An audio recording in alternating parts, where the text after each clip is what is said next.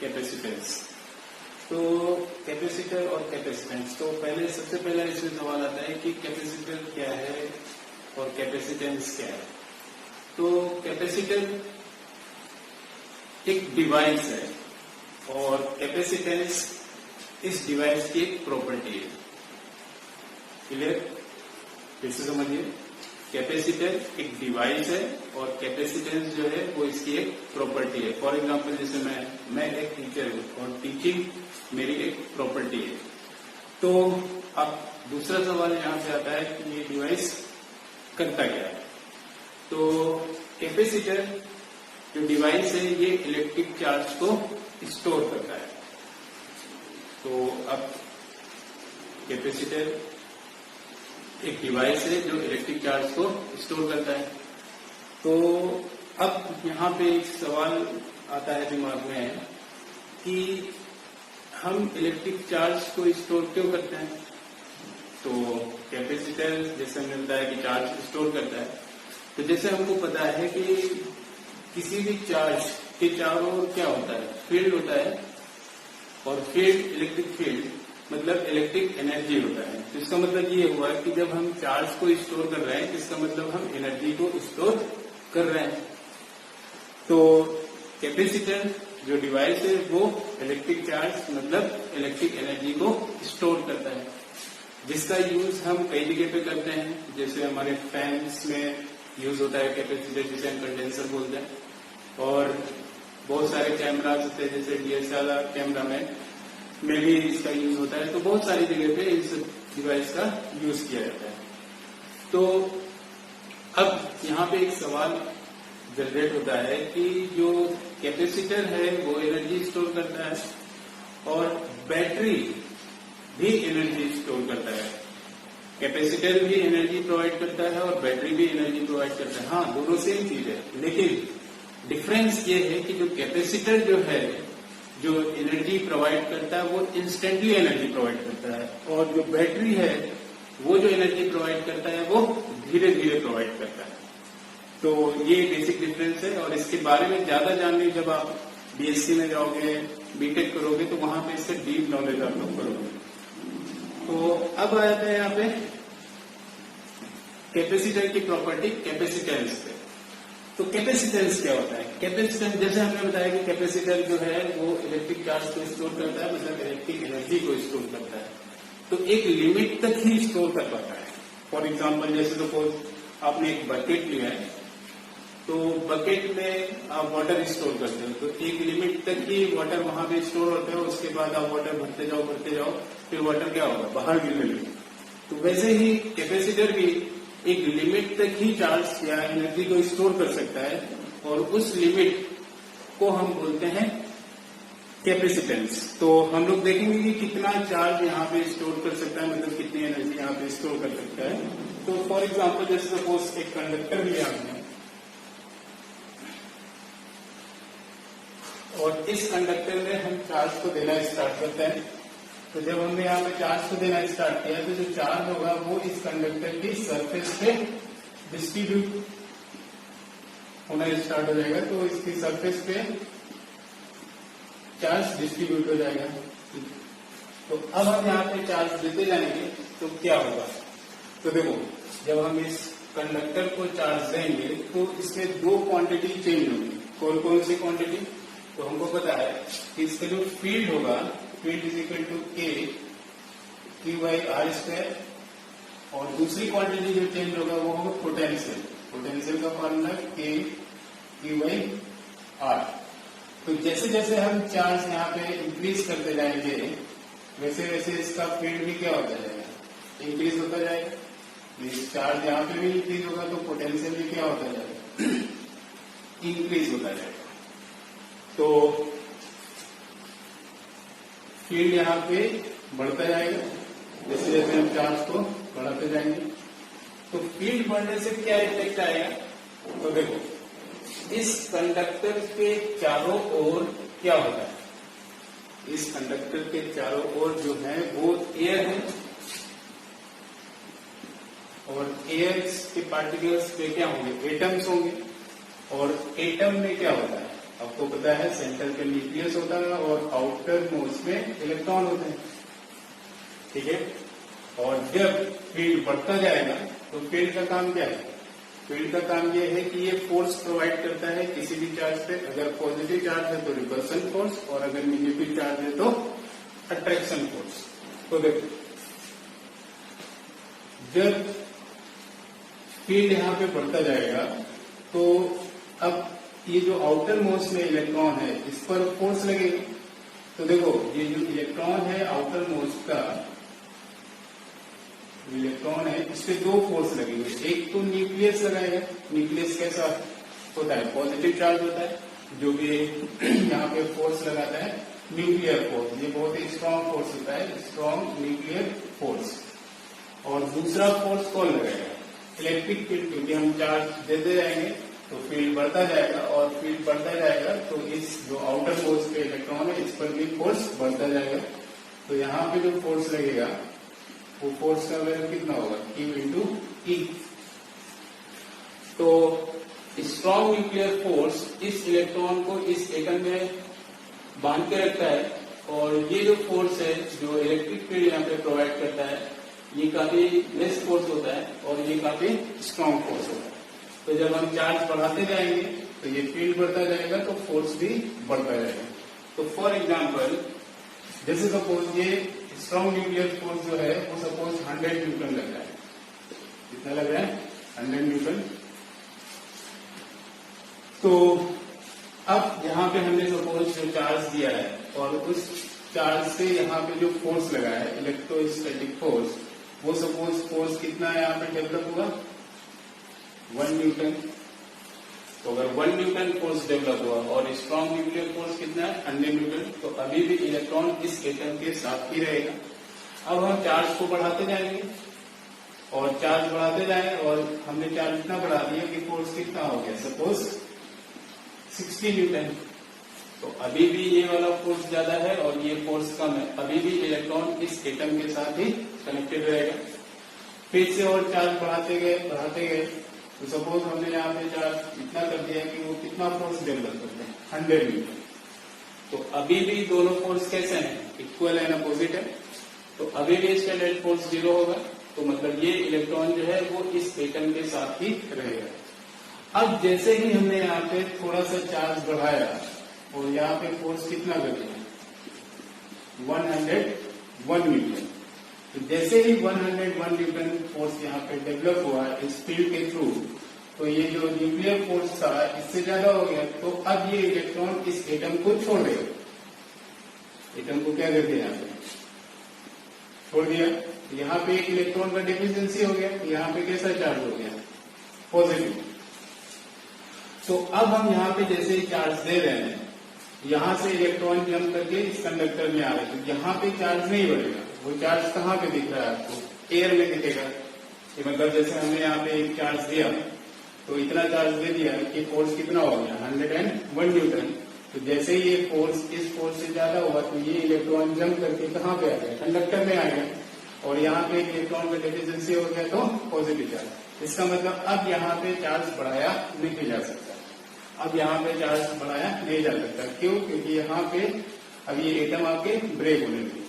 तो जो भी चार्ज हम यहाँ पे देंगे वो कहाँ पे आपको दिखाई देगा? एयर में दिखाई देगा। तो इस प्रोसेस को हम बोलते हैं लीकेज ऑफ चार्ज। अब आप कितना भी चार्ज दो इससे ज्यादा ये स्टोर नहीं कर पाएगा। वो चार्ज आपको अब एयर में ही दिखाई देगा। तो इस प्रोसेस को हम बोलते हैं लीकेज ऑफ चार्ज। मतलब अब इससे ज्यादा चार्ज स्टोर नहीं किया जा सकता। तो एक लिमिट तक ही ये चार्ज स्टोर कर सकता है।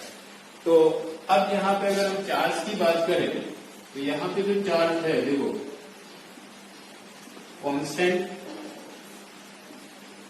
इंक्रीजिंग या डिक्रीजिंग।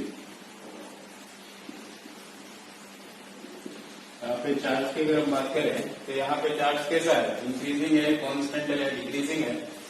तो जब तक लीकेज प्रोसेस स्टार्ट नहीं हुआ था तब तक चार्ज हमारा इंक्रीजिंग था, और जब लीकेज प्रोसेस स्टार्ट हो जाता है मतलब यहाँ पे आयंस बनना स्टार्ट हो जाते हैं तो उस समय चार्ज हमारा कैसा हो गया? कांस्टेंट हो गया। तो जब चार्ज कांस्टेंट होगा तो उसके क्रॉस पोटेंशियल भी क्या हो जाएगा, कांस्टेंट हो जाएगा। तो हम यहाँ पे कह सकते हैं कि जो चार्ज है Q डायरेक्टली प्रोपोर्शनल किसके, वोल्टेज के। तो जब हम प्रोपोर्शनलिटी साइन यहां से रिमूव करते हैं तो एक कांस्टेंट आ जाता है C इंटू V। तो C is equal to Q by V, और इस C को बोलते हैं कैपेसिटेंस ऑफ द कैपेसिटर। ये C जो है इसको क्या बोलेंगे, कैपेसिटेंस ऑफ कैपेसिटर। तो इस फॉर्मूले से देख के पता चल रहा होगा कि जो कैपेसिटेंस है वो पोटेंशियल और चार्ज पे डिपेंड करता है, लेकिन ऐसा बिल्कुल भी नहीं है, क्योंकि जैसे जैसे चार्ज बढ़ाओगे वैसे वैसे पोटेंशियल भी बढ़ेगा। तो दोनों सेम रेशियो में यहाँ पे बढ़ेंगे, क्योंकि यहाँ पे पोटेंशियल जो है वो डायरेक्टली प्रोपोर्शनल किसके हैं, चार्ज के हैं। तो जब हम चार्ज बढ़ाएंगे तो पोटेंशियल भी साथ में बढ़ेगा, और दोनों का रेशियो क्या रहेगा, यहाँ पे कांस्टेंट रहेगा। मतलब जो कैपेसिटेंस है वो चार्ज और पोटेंशियल पे डिपेंड नहीं करता है। तो ये डिपेंड किस पे करता है, तो ये डिपेंड करता है इस कैपेसिटर के साइज पे या इस कंडक्टर के साइज पे और इसके बाहर के एटमॉस्फेयर पे, इन सब चीजों पे डिपेंड करता है। तो ये हो गया कैपेसिटेंस, जिसे हम C से डिनोट करेंगे। तो अब इसके हम SI यूनिट की अगर बात करें, SI यूनिट, तो देखो C इज इक्वल टू होता है Q बाई V। Q का यूनिट क्या होता है, कूलम, और V वोल्ट। तो इस चीज को कूलम पर वोल्ट को यहाँ पे नाम दे दिया गया फैरेड। तो इसका SI यूनिट जो होगा फैरेड होगा, जिसे हम कैपिटल F से डिनोट करेंगे। तो capital F means farad is equal to 1 coulomb per volt. ये इसका SI यूनिट।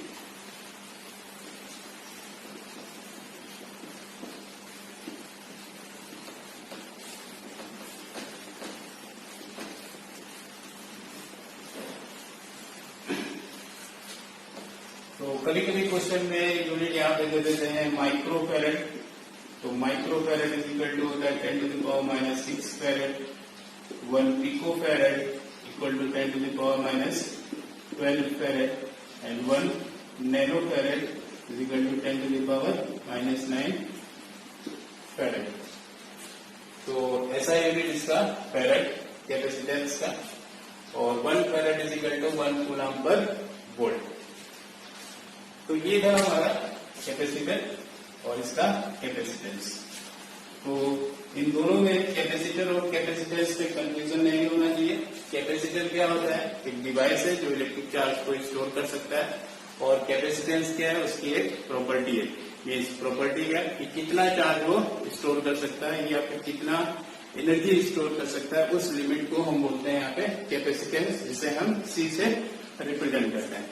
तो जो कैपेसिटर है वो 3 टाइप के कैपेसिटर है। First parallel plate capacitor,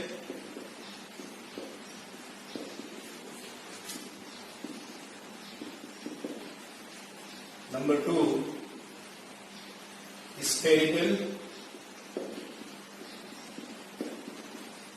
capacitor, और थर्ड जो है सिलेंड्रिकल कैपेसिटर। तो बेसिकली सबसे इम्पोर्टेंट जो है वो पैरेलल प्लेट कैपेसिटर है। सिलेंड्रिकल और स्फेरिकल कैपेसिटर उतना ज्यादा CBSE में नहीं पूछा जाता है, एंट्रेंस में पूछा जाता है। तो हम लोग सबसे पहला कैपेसिटर यहाँ पे पढ़ेंगे पैरेलल प्लेट कैपेसिटर। तो पैरेलल प्लेट, जैसे नाम से ही यहाँ पे पता चल रहा है कि यहाँ पे 2 प्लेट जो है वो पैरेलल है। तो पैरेलल प्लेट कैपेसिटर में देखो ये 2 पैरेलल प्लेट्स, और इसका कनेक्शन हमने एक बैटरी से किया।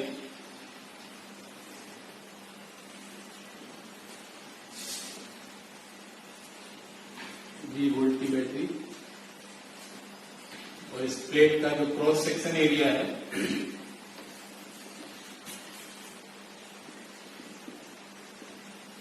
Cross section area equal to है कैपिटल ए और डिस्टेंस बिटवीन द प्लेट जो है वो है d। और इन दोनों प्लेट्स को हमने एक बैटरी के थ्रू कनेक्ट किया जिसका वोल्टेज कितना है V। तो जब हम यहाँ पे इस स्विच को ऑन करते हैं तो देखो इस बैटरी से चार्ज फ्लो करना स्टार्ट होगा और जब चार्ज स्टार्ट हुआ यहाँ पे तो यहाँ पे चार्ज कलेक्ट होना स्टार्ट हो गया।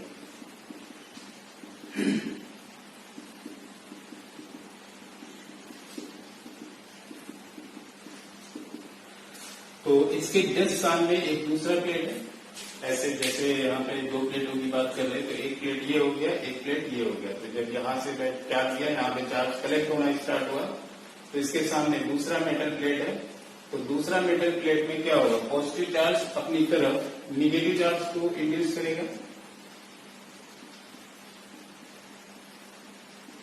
तो इस सरफेस में आ गया निगेटिव चार्ज और इधर आएगा पॉजिटिव चार्ज। तो ये पॉजिटिव चार्ज का कनेक्शन किससे है, बैटरी के निगेटिव टर्मिनल से। तो ये चार्ज वापस यहाँ पे बैटरी में आ जाएगा। तो अगर इस चार्ज का सरफेस चार्ज डेंसिटी कितना है सिग्मा, तो यहाँ पे कितना हो जाएगा माइनस सिग्मा। तो अब हम इसका कैपेसिटी निकालेंगे, मतलब कैपेसिटेंस निकालेंगे। तो देखो हम एज्यूम करते हैं यहाँ पे बीच में कोई एक पॉइंट है ए, ये प्लेट नंबर 1, ये प्लेट नंबर 2। तो इस पॉइंट में प्लेट 1 का फील्ड होगा, सपोज फील्ड कितना है यहाँ पे E1, क्योंकि पॉजिटिव चार्ज है तो field away from the charge जाएगा।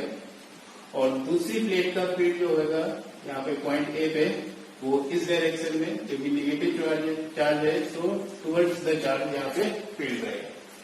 तो electric field due to first plate at point A is E1 is equal to sigma by 2 epsilon naught. ये हम लोगों ने फॉर्मूला देखा था कि अगर कोई प्लेट है उससे r डिस्टेंस अगर कोई पॉइंट है तो उस पर जो फील्ड का फॉर्मूला होता है सिग्मा बाई 2 एप्सिलॉन नॉट। कॉस करो एप्लीकेशन नंबर 3 में। अब दूसरा electric field at point A due to second plate, तो E2 is equal to sigma by 2 epsilon naught. तो देखो यहाँ पे निगेटिव था लेकिन यहाँ पे माइनस नहीं लिया गया, क्योंकि यहाँ पे सिर्फ मैग्नीट्यूड की बात कर रहे हैं। डायरेक्शन यहाँ पे ऑलरेडी शो कर दिया गया, माइनस साइन सिर्फ डायरेक्शन को यहाँ पे शो करता, तो हमने सिर्फ मैग्नीट्यूड का वैल्यू लिया। तो total field at point A, total field at point ए, तो E इज इक्वल टू दोनों सेम डायरेक्शन में इसलिए ऐड हो जाएगा E1 प्लस E2। तो वैल्यू ऐड करेंगे तो ये आपको हो जाएगा sigma by 2 epsilon not plus sigma by 2 epsilon not, means sigma by epsilon not. Sigma क्या है, सरफेस चार्ज डेंसिटी, और सिग्मा इज इक्वल टू होता है क्या है, total charge by total area.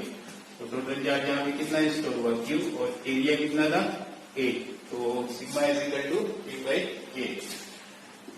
तो E is equal to Q by A epsilon naught, equation number 1।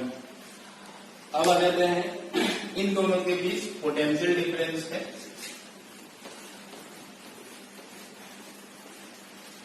तो देखो potential difference between the plates, तो देखो V is equal to E into T। E क्या है, फील्ड बिटवीन द प्लेट्स, और D क्या है, डिस्टेंस बिटवीन द प्लेट। तो देखो ये फॉर्मूला आया कैसे, तो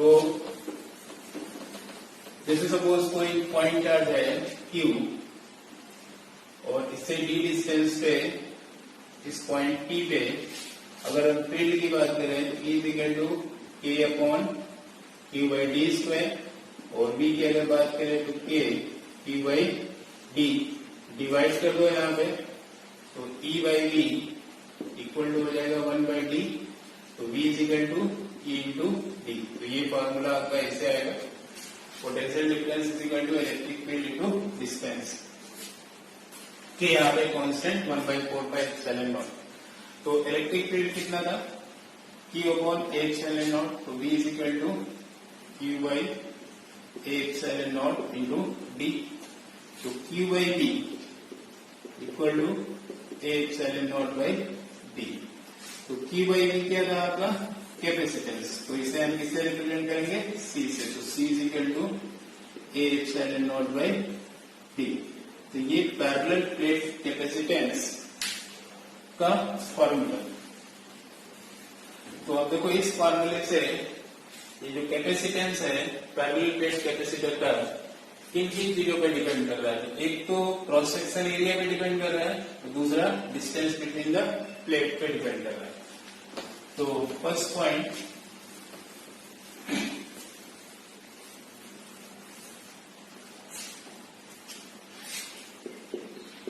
capacitance is directly proportional to cross section area of the plate, मतलब जितना ज्यादा एरिया होगा उतना ही ज्यादा इसका कैपेसिटेंस होगा।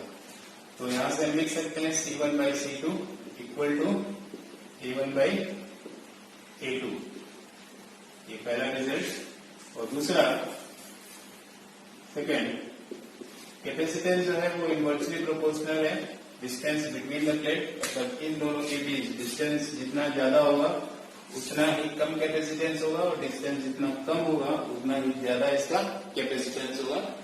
तो यहां से हम फॉर्मूला लिख सकते हैं C is equal to C1 by C2 is equal to D2 by D1। तो ये हो गया सेकेंड पॉइंट। थर्ड पॉइंट यहां पे है कैपेसिटेंस, जैसे ये था और इसके बीच अगर कोई डाइलेक्ट्रिक मटेरियल फिलअप कर दिया जाए। डाइलेक्ट्रिक मटेरियल क्या है, इसको हम अब आगे आने वाले टॉपिक में पढ़ेंगे।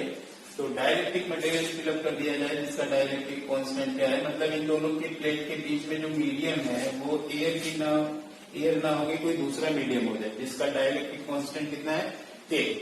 तब उस केस में जो कैपेसिटेंस हो जाएगा वो हो जाएगा K, कोई मीडियम दूसरा है तो Cm capacitance in medium equal to K epsilon naught by D। मतलब दोनों प्लेट्स के बीच में एयर है तो एयर के लिए K का वैल्यू कितना होगा, 1। अगर कोई दूसरा मीडियम यहाँ पे फिलअप कर दिया जाता है जिसका डाइलेक्ट्रिक कांस्टेंट कितना है, K, तो उस केस में capacitance of the medium equal to which is called dielectric constant. तो देखो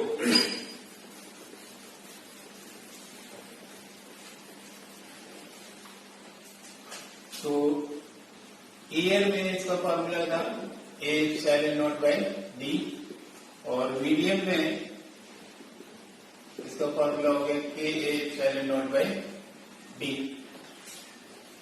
तो अगर हम यहाँ पे C medium upon C air इसमें से इसको डिवाइड किया तो इक्वल टू कितना आ गया, K। तो C medium equal to K times C air. मतलब अगर दोनों कैपेसिटर कि प्लेट्स के बीच में, दोनों प्लेट्स के बीच में अगर कोई डाइलेक्ट्रिक मटेरियल हम फिलअप करते हैं जिसका डाइलेक्ट्रिक कांस्टेंट K है, तो उसका कैपेसिटेंस जो होता है वो इंक्रीज कर जाता है। कितने टाइम्स इंक्रीज कर जाता है, K टाइम्स इंक्रीज कर जाता है। तो ये था हमारा parallel plate capacitant. I hope आपको समझ में आया होगा। तो इसके बाद जो हम लोग स्टार्ट करेंगे वो ग्रुपिंग ऑफ कैपेसिटर स्टार्ट करेंगे। Thank you.